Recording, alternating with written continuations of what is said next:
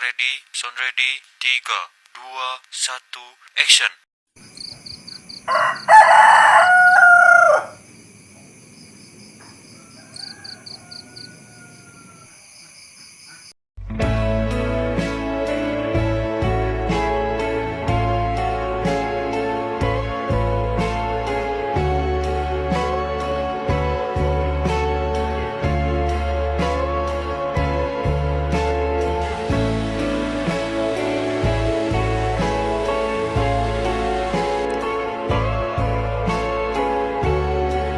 Avatar, terdapat keluarga rukun yaitu keluarga Ruben.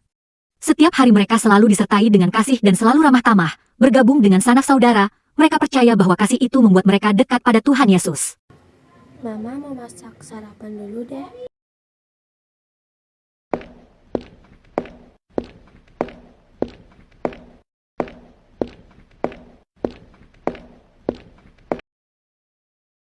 Mau bantu mama deh sekalian main ayunan.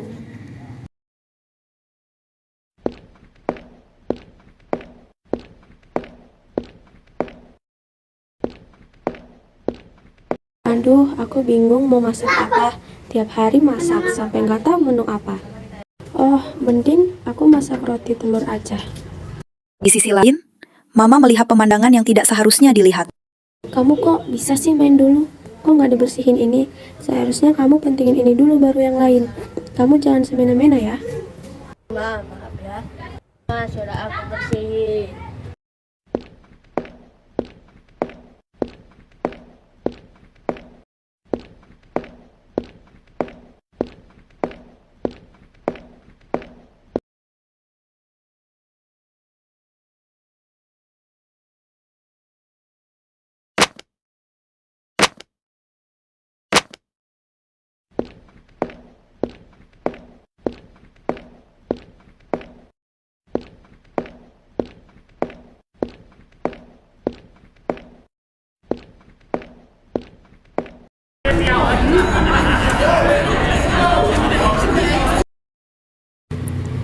Gimana semuanya? Makanannya enak nggak?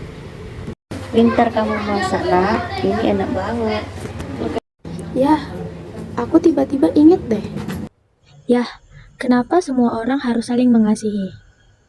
Ayah Ruben tersenyum dan berkata bahwa kasih itu bukan hanya soal perasaan, tapi juga harus dipelajari.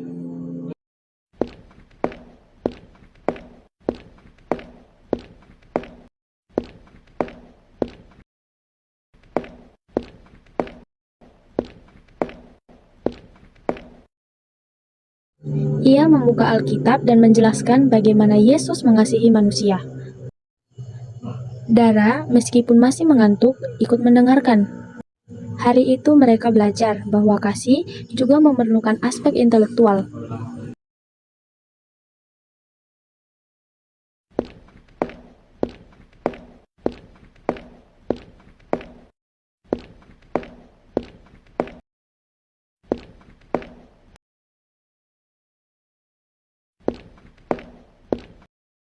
Siangnya, Dara kesal karena Leo meminjam pensil warnanya dan membuat ujungnya patah. Ia hampir memarahi adiknya, tapi Ibu Celia menepuk bahunya pelan.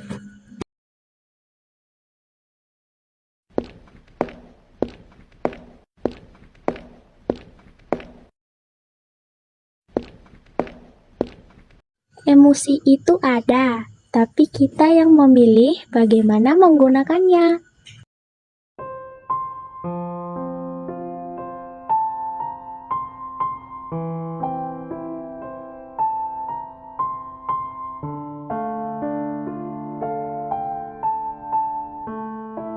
Dara menarik napas panjang, memilih menenangkan diri, lalu memeluk Leo. Leo pun meminta maaf. Hari itu mereka belajar tentang kasih dalam emosi, belajar mengendalikan hati ketika marah.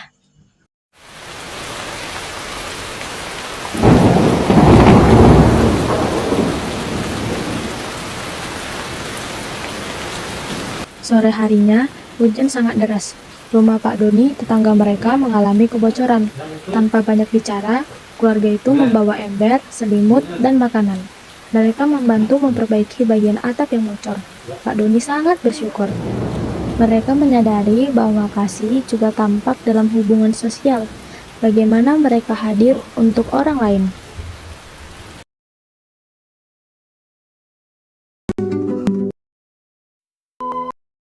Keesokan harinya, Leo menemukan uang di halaman rumah. Dia senang dan langsung berlari ke Oma.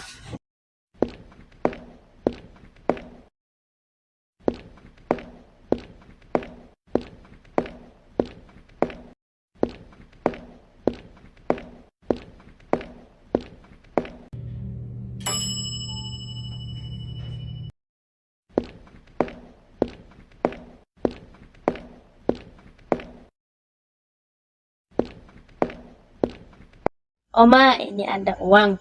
Boleh buat beli es krim. Oma Marta menggeleng sambil tersenyum. Coba cari siapa yang kehilangan. Kasih itu juga soal kejujuran. Kita harus mengembalikan yang bukan milik kita, jangan mengambil yang bukan punya kita ya Leo.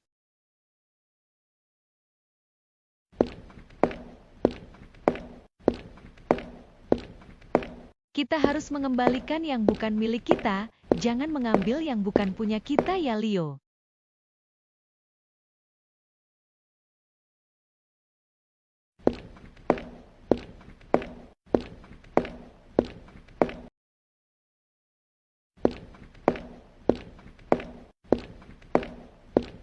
Benar saja, uang itu milik anak tetangga yang terjatuh dari sakunya. Leo mengembalikannya meski agak berat, tapi ketika anak itu memeluk dan berterima kasih, Leo merasa bahagia. Dari situ mereka belajar tentang kasih secara moral dan spiritual, melakukan yang benar walaupun sulit.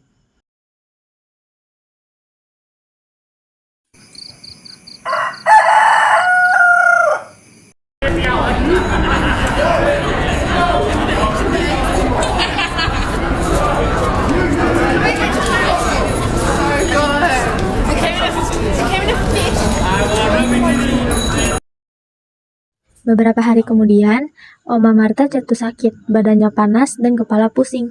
Tanpa diperintah, Dara membuat teh hangat, Leo mengambilkan handuk untuk kompres, dan Ibu Celia memasak bubur. Mereka merawatnya dengan penuh perhatian.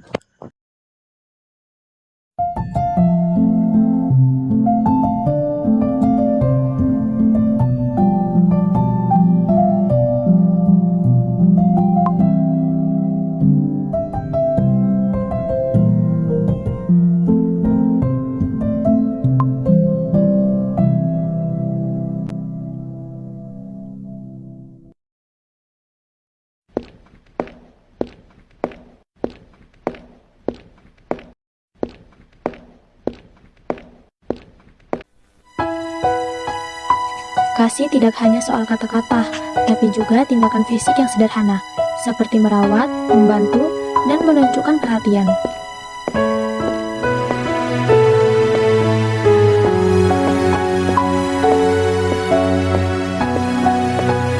Malam itu, setelah Oma Marta mulai membaik, keluarga itu duduk bersama di ruang tamu.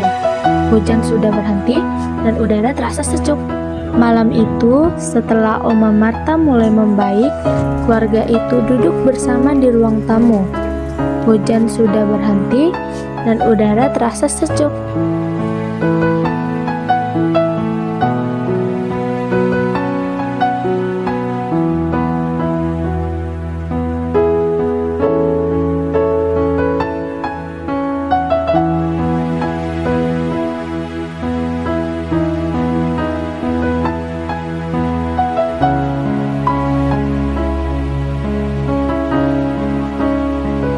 Ayah Ruben berkata dengan suara pelan.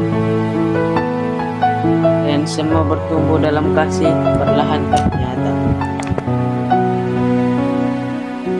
Dara menyadari ia lebih bisa mengendalikan diri. Leo belajar jujur dan baik hati. Ibu Celia belajar semakin sabar. Oma Marta terus mengajarkan doa dan teladan. Dan Ayah Ruben belajar menerima kasih dari keluarganya.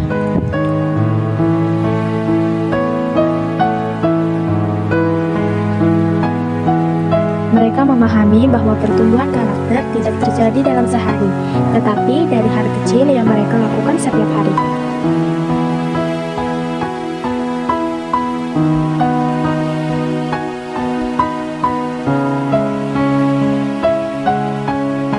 Di rumah kecil di Bukit Bahagia itu, kasih bertumbuh dalam 6 aspek dan mengikat hati mereka semakin dekat satu sama lain.